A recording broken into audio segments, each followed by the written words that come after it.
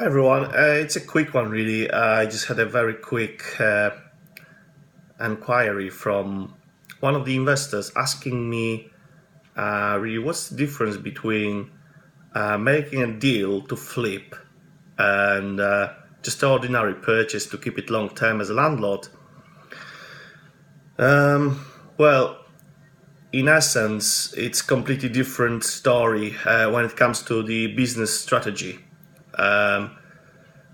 So that means really that there are lots of additional precautions and steps you have to take when you actually consider buying to flip from day one. Because don't forget that many people they don't really realize such opportunity to start. First of all, sorry. First of all, you need to make sure that your finance is as transparent as possible.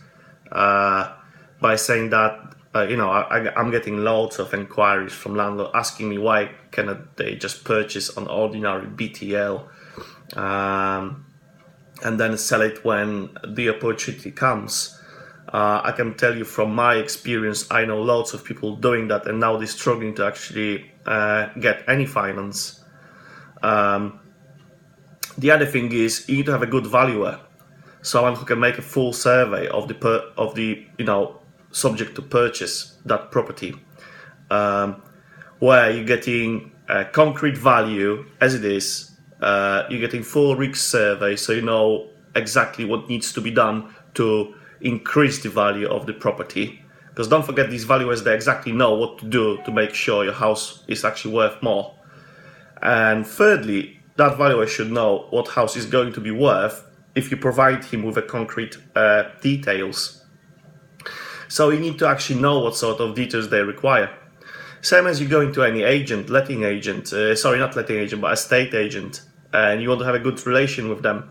You need to be very specific what you're looking for. I know lots of people trying to, get into the market in different cities and here in Hull, but when I ask them, in concrete, what is the subject of your business? What is your strategy like? And the answers they're giving me are, in my opinion, not comprehensive and not very concrete. So don't forget, communication here, it's a key thing.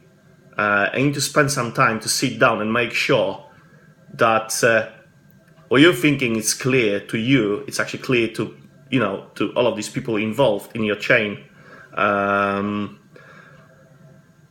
What else? Well, obvious things like, good lawyer that knows that if you're buying through the auction or you're buying repossession or probate, they have to be very proactive. With lawyers, you always have to be reasonably pushy with them, and they love that word, reasonable. When it comes to purchase to flip, also you should consult your taxation with accountant that actually is working with people like myself involved in flipping, because here potentially you can be subject to very high tax. So you need to know from day one what to do to omit paying higher taxation. There's nothing wrong in omitting paying high taxes. The only wrong thing is when you're actually omitting paying them at all. So that's another thing. What else? Well, letting agent that is going to manage your property. Again, source your letting agent before you source your first project, because that is going to be one of the key things to add value to your property. And another thing is obviously your builders and someone who's going to project manage as well if you cannot do it. Someone knowledgeable when it comes to HMO regs, like my friend Ian here from HLA in Hull. I can sleep very, very good because I know that Ian, he knows all of the regs from A to Z. And you have to be so conscious when you're doing that. And I'll tell you why.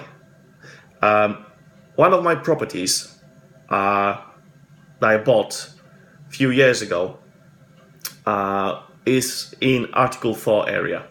And I had deemed consent to use it as a HMO because I had historical proof that was used as such. But someone told me that, from day one of A4, you actually need to apply for planning permission.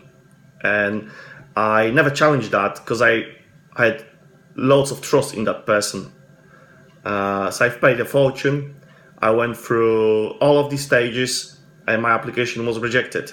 Now I'm trying to sell one of these properties because they were free. I had no issues with two. But with the third one, eventually, the purchasee, they stepped out because their lawyer claimed that, ASTs are not good enough proof, same as the letter from the council. And they were asking for a thing called certificate in lawfulness, which is obviously bollocks because you need to get, in order to get certificate of lawfulness, you need to use something as described in this set for at least 10 years. How can you do that if A4 amendment lasts here in Hull for over 3 years? Technically, it's not doable.